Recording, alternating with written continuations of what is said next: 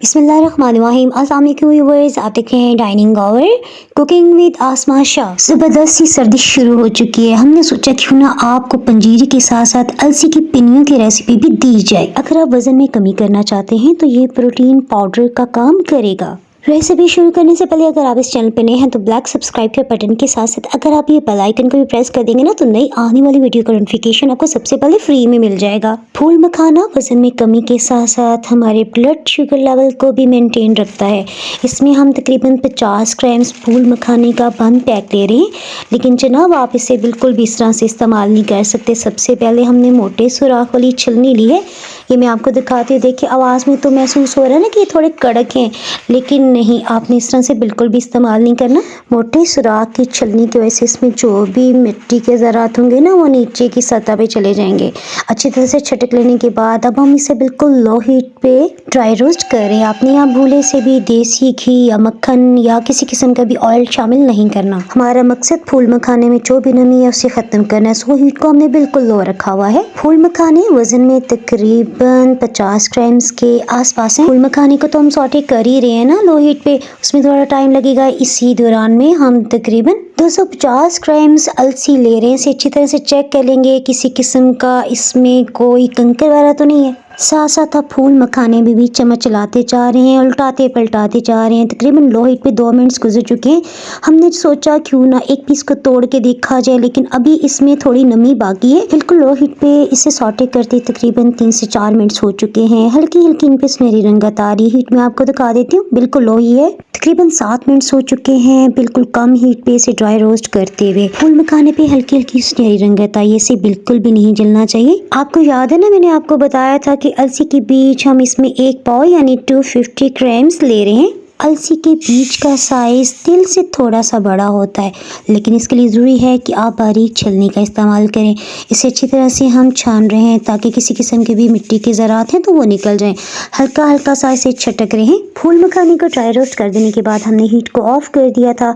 अब हम दोबारा से लो हीट ऑन करने से पहले इसे हल्का सा साफ़ करें।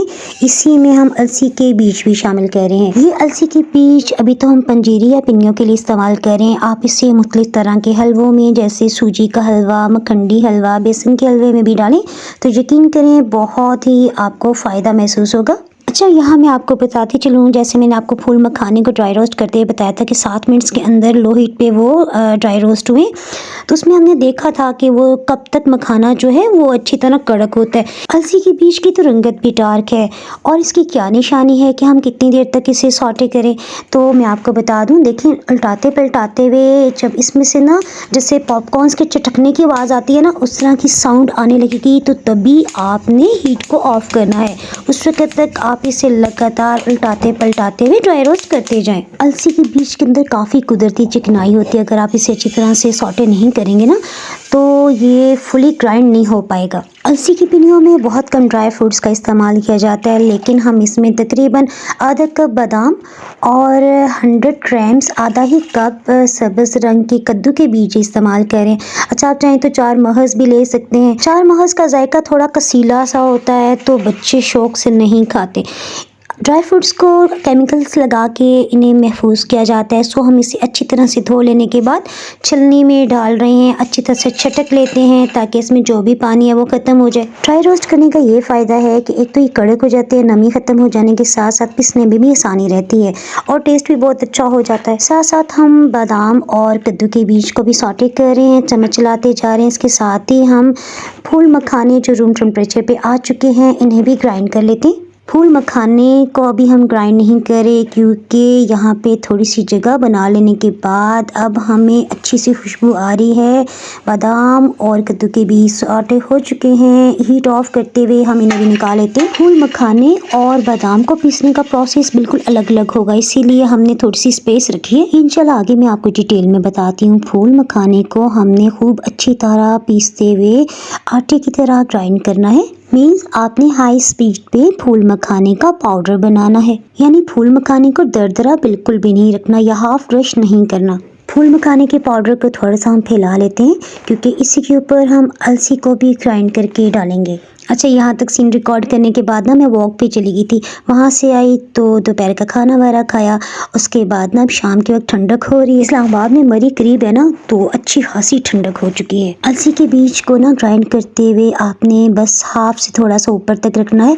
अगर आप इसे फुल भर देंगे ना तो ये इसके अंदर चिकनाई होती है, ये अच्छी तरह से इसे पीस नहीं सकेगी। अलसी का जायका ना तिल के साथ मिलता जुलता होता है, लेकिन तिल का असर जो है वो थोड़ा गर्म होता है, जबकि ये मोतदिल है, यानी हर एज के लोग आसानी से खा सकते हैं। मैंने आपको पहले भी बताया था ना कि अलसी के अंदर कुदरती चिकनाई या ऑयल बहुत ज़्यादा मिकदार में होता है, और इसीलिए जब भी आप इसे निकालेंगे ना तो एक दफ़ा आपको किसी चम्मच की मदद से इसे हल्का सा नीचे की तरफ पुश करना पड़ेगा। उसके बाद ही ये इसमें से ग्राइंडिंग जार में से निकलेगा इसका पाउडर। अच्छा, इससे पहले ना मैंने दादी अम्मा की पंजीरी की रेसिपी भी आपसे शेयर की थी। तो हमेशा जो ड्राई फ्रूट्स है ना मैंने हाफ क्रश करती हूँ, क्योंकि इनका हल्का सा क्रंच ना आपको बहुत अच्छा लगता है। अब ऐसे करना है कि बादाम और कद्दू के बीज को हाफ क्रश करना है।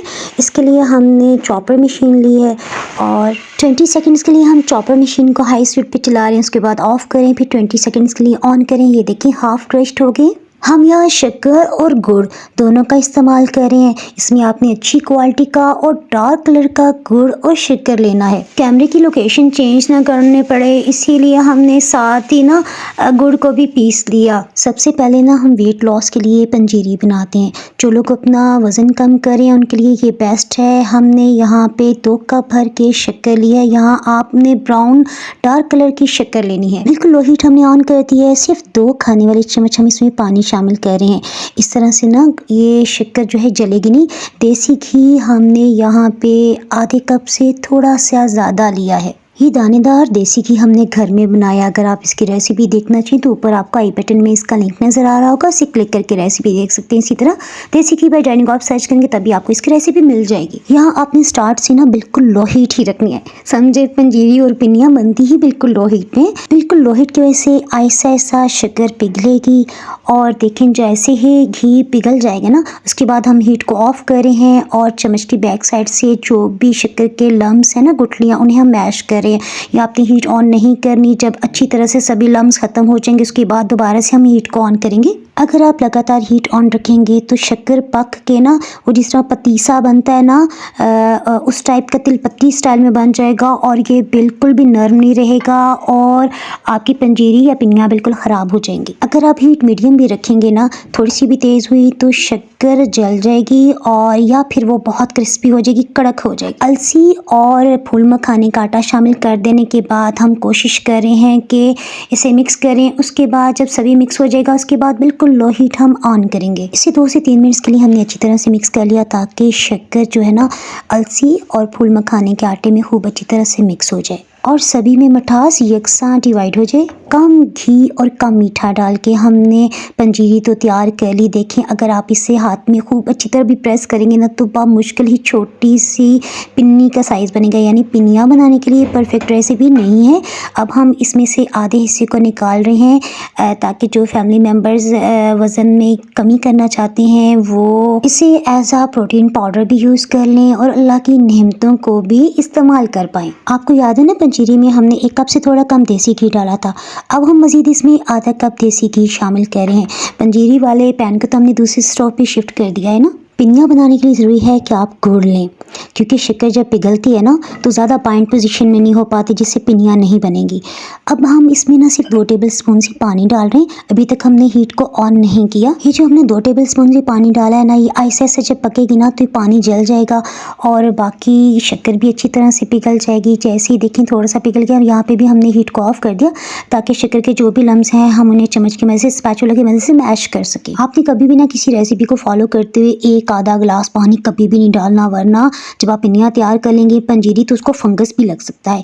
तो ये मेरी दादी माँ की रेसिपी है, वो हमेशा कहा करते थे बेटा 1 से 2 टेबलस्पून से ज़्यादा पानी बिल्कुल भी नहीं डालना। 10 मिनट से अबव वीडियो बिल्कुल भी ना जाए, क्योंकि मैंने अभी ड्राइव भी करना है और मैं इसे भी वाइंड अप करना चाह रही हूँ। बस अच्छी तरह से हम मिक्स कर रहे हैं। हीट को हमने ऑफ कर दिया। जब खूब अच्छी तरह से मिक्स हो जाएगा उसके बाद मैं आपको बता दूँ क्या करना है। अब ना गर्म गर्म ये होगा तो हमने ना इसकी पिनियाँ बनानी स्टार्ट कर देनी, क्योंकि ठंडा होगा ना तो ये हार्ड हो जाएगा।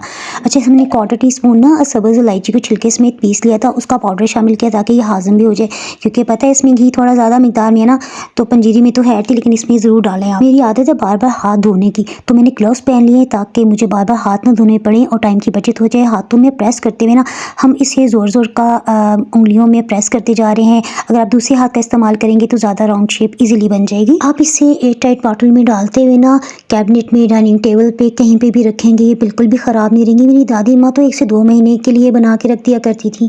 आप चाहें तो सुबह नमाज के टाइम इसे खा लें, ऊपर से गर्म दूध थोड़ा सा पी लें। जाने से पहले वीडियो को लाइक और चैनल को सब्सक्राइब किए बिना आपने नहीं जाना। दुआ में याद रखें। अल्लाह हाफिज़।